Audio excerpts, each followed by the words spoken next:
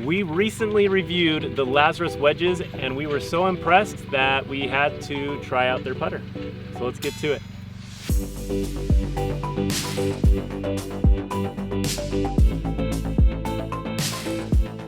Hey everybody, I'm Brady and this is Tyson with Golf Ascending, and if you haven't yet, make sure to subscribe to our channel and click the little like button if you like the video. And today we are reviewing the Lazrus Putter. Like I said, we did do a review of the Lazrus wedges. You can check that out. But we were super impressed by the wedges, especially for the price, but the quality and how they played. They were awesome. So we want to try out the putter. We think they look cool. They have great colors. I think they have great colors, blue and black. But we want to test them out and give you our review and thoughts with price, quality, everything, what you're getting when you buy a Lazrus putter. Yeah, so one of the things that we were so impressed with the Lazrus wedges was the detail in a budget wedge. You know, in the wedges, they had kind of that micro milling. They felt super good off the face. They responded well with the ball. Great spin. You know, and kind of to piggyback on that, when we got the putter, something that we noticed was the milling on it. You know, a lot like that micro milling on the wedges, we've got kind of like a Flymill type face here that feels really great. And it's kind of cool, like in the light, because it's black. You know, as you catch it, it kind of reflects really kind of cool. As you guys can see right here. Now, Brady mentioned the cool color scheme. You know, we've got the traditional Lazrus black with their blue. You guys compare that if you have the wedges, get a matching set. That's kind of cool. But what we have here, we've got this kind of traditional mallet looking putter. You know, for me, I've played with mallets in the past, and this kind of resembles, for me, like a Bettinardi Studio Stock 3. It's kind of got that that crescent shape. For me, this is a little bit deeper. It goes back a little bit further than the Studio Stock 3. But overall, you know, not an offensive looking shape. As far as alignment goes, you've got a flange line on the back, and then they do also have this L Lazrus logo on the side. We'll call it the site dot, is what it is. Some other pretty cool things, they've got some really cool detailing on the bottom with their logo engraved. You know, really cool. The grip, really good for a budget putter. And I'll go into price in a second, but this is like a pistol style grip. It's got the Lazrus logo right here, as well as it's got kind of some imprinted Lazrus logoed like the L on the grip.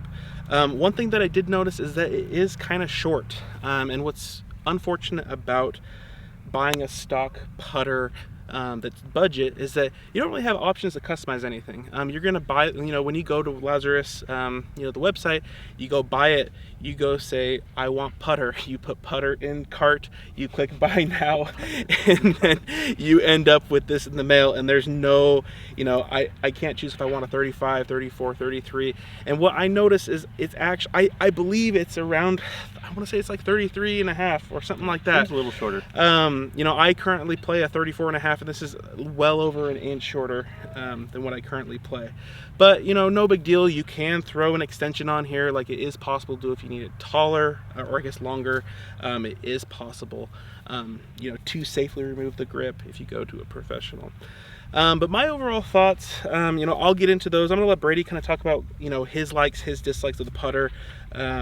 Oh yeah, before we get into that though, price, guys, price, $70. You know, that's why I was kind of talking about budget meets quality. $70 for all this is pretty insane. So Brady, what are your thoughts? So just while we're on the budget and quality, thinking about their wedges, it was about $147 for a set of three, which is cheaper than most premium wedges for just one. And these ones, even on some of the budget putters, these are still almost half the price, and you can get it brand new. So again, that's pretty sweet. And Tyson said they do extra details that you probably wouldn't see in a lot of budget putters. I love everything with the design and color, except for this logo on top for the line. It kind of messes me up when I line up, because the way I have the putter on the ground is a little bit more tilted towards me, and it just seems a little off with this line. And I'm just personally not a fan of that logo right there, but that's just me. Well, I'd rather just have a line. And the L isn't necessarily symmetrical, right? Yeah, there's not like a arrow or anything. It's this circle. So I'm personally not a fan of that, but is it a huge deal? Not really. But I wanted to give you my opinion and thoughts of the putter. But overall, like feel, like we said, details and design and how much it costs, I think it's a pretty good deal. Especially when you look at, if you're going to buy a out of the box set, you're not going to get a very good putter at all. But if you're going to piece together a new set that's pretty cheap, and you get these and the Lazrus wedges, or other clubs, I think this would be great for that set, and it would be a great starter too. Yeah, so I mean, I mentioned, before that it's got kind of like that Flymill face. And Brady and I have had the chance to take this putter out, do several putts, played even some rounds with it. And, as far as feedback goes on this face and how it feels, Flymill is generally, it's soft, but it has feedback, right? You can kind of feel it in your hands a little bit. It's not spongy like a face insert, maybe something like, like a TaylorMade Spider's a little bit softer with that kind of plastic insert. Odyssey's got insert. This is a little more firm than that, but it has a really nice soft feel. Soft with feedback is what I'd say. We tried some lag putts. I personally, as I kind of got warm with the putter, I didn't feel like I was lacking in lag putts really. So, it's not like you're going to be, 10 feet past the hole and 5 feet short and all over the place. It's really just going to be getting used to the putter, and I didn't find any inconsistencies there.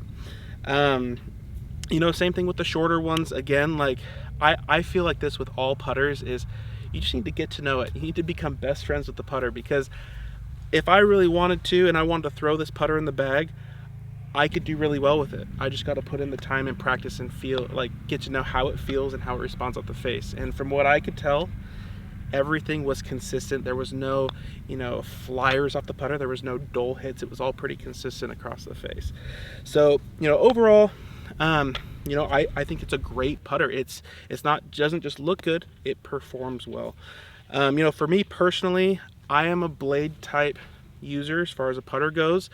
I like that answer style. And so for me, looking at Lazrus, I wouldn't be so drawn to this, but if they came out with an answer style putter, you know what, Lazrus, I might give it a go. We'll see. It probably won't kick the Bettinardi, but I may give you a good review because this one feels great so far. But that's overall my thoughts on it. Again, $70, great quality.